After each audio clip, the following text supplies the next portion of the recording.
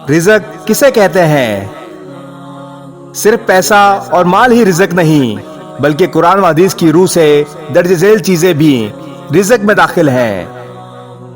Number 1، ایمان کی دولت۔ نمبر 2، علم، ذہانت، سمجھداری اور حکمت۔ نمبر 3، صحت، عافیت اور اجزاء کی سلامتی۔ نمبر 4، نیک بیوی۔ نمبر 5، نیک اولاد۔ نمبر 6، نیک پڑوسی۔ نمبر 7، مخلص دوست۔ اور نمبر 8، لوگوں کی محبت۔ لہذا رزق کی تنگی اور کمی کے شکوے کے بجائے ہر پل اللہ تعالیٰ کا شکر ادا کرتے رہیں۔ اللہ تعالیٰ ہم سب کے رزق میں خیر و برکت عطا فرمائے، آمین۔